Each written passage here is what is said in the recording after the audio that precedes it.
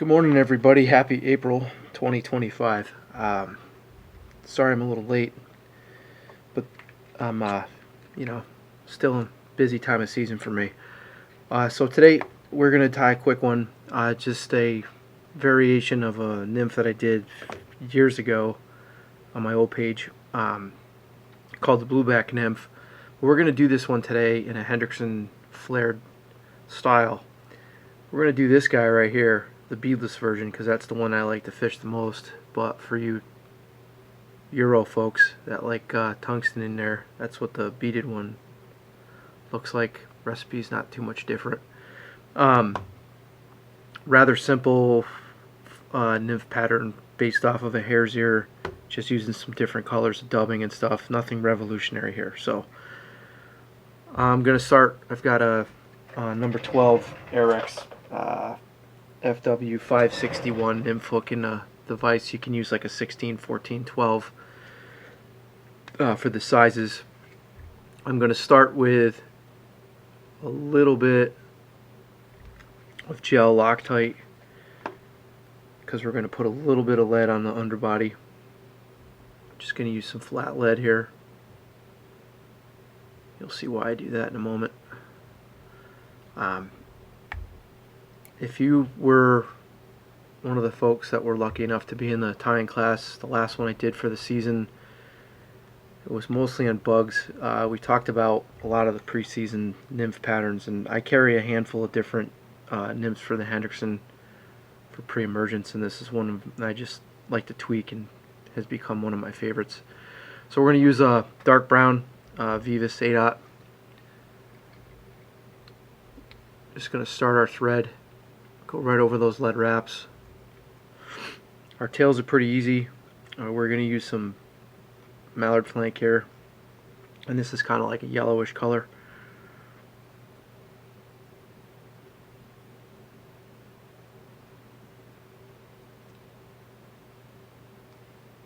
Measure it up to your hook shank.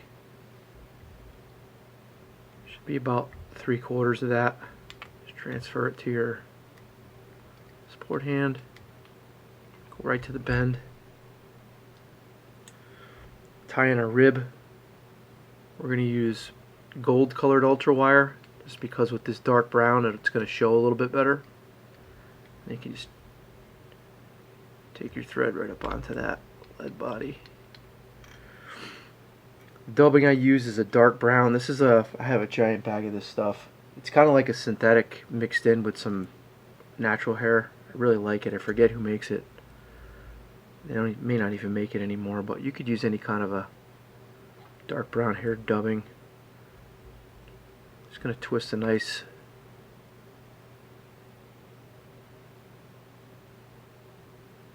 thin noodle on there. I go right about where the halfway point is. What I like to do now is I like to flatten these out because these are relatively robust nymphs. So I flatten this out for that thoracic region before I wrap my wire, because if you do it after the wire, typically you're going to break it. If you get 4 or 5 ribs out of it, you're good. Tie it off. Helicopter it off. Now for the back on this, it's 2 things. It's a piece of pearl flashabou, magnum size, and then some black thin skin I already cut into a strip. I use it, put the shiny side up.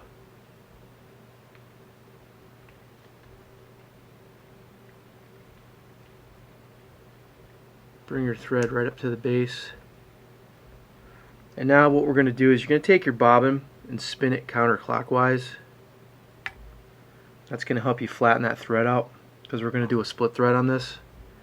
And then what I like to do, I usually use my scissors when I'm tying these in mass, but if it's difficult for you, you'll see what I do is I kind of flatten that thread out, and then I'm going to use a bodkin and just run it right down that thread so that I can split it. in half.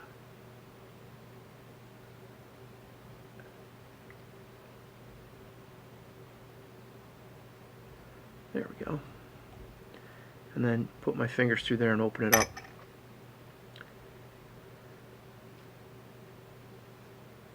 And if you can, just going to pull out. We're actually going to do this twice. You don't want any clumps in there. I want this stuff kind of airy, as you'll see here. And you're really only going to need, I don't know, probably about that much, which is what, maybe an inch or two.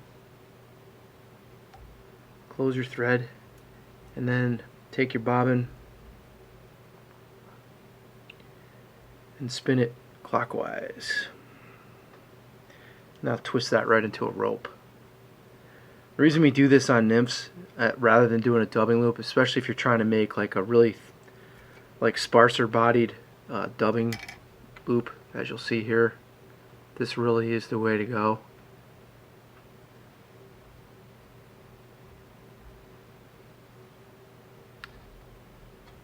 You'll see I've left quite a bit of space there because we're going to do a similar situation for the head.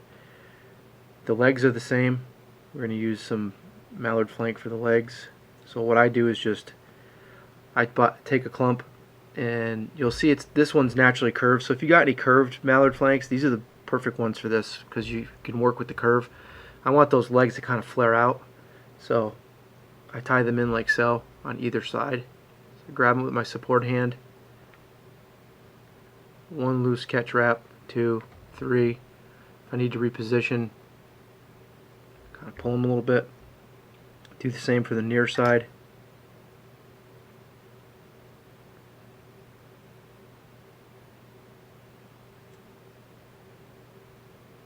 Like I said, work with the curve.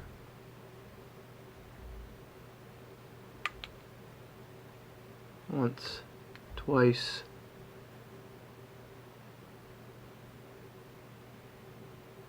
Pull and set them so that they're the same length.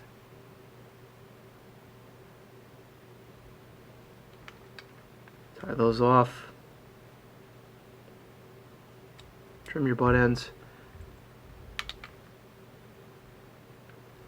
Now we're going to pull that black thin skin over the top. You should do that first. A couple of turns. Pull that pearl flash right down the center. It's kind of like what you do on the back of a Copper John. Kind of borrowed that from John Barr. Makes a nice looking split wing case. Once you've secured that, you can cut that thin skin off. You could leave it just like that. What I like to do is I do a second smaller.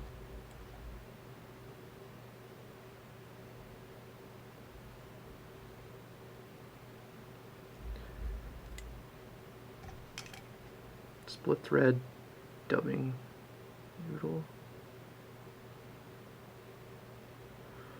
Once you split that thread, now we're just going to take a very, very small amount. Probably about, I don't know, 3/4 of an inch. Cinch it between there. Spin your thread again clockwise. Happy the way it looks. Wrap your little head there. Because if you look at a Hendrickson nymph, they're pretty robust. They're, you know, they're like a clinger. So what I do is, with finish, I put my resin or my cement right on the thread for these.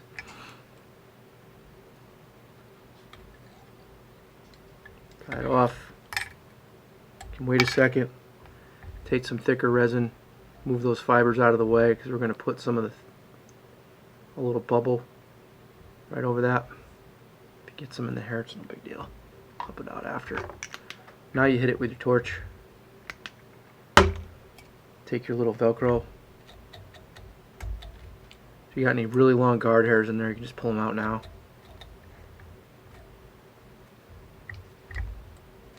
Just like you have here, and you got this nice little buggy Hendrickson style nymph. That's it. A couple fun little techniques in there. You can adjust the colors accordingly. This is one of a handful of Hendrickson style nymphs I like to do, and you can downsize it for smaller sizes or upsize it if you like. That's it. Sorry I'm late this month, folks, but thanks for tuning in, and happy tying, and the fishing's getting pretty darn good, so I'll see you out there.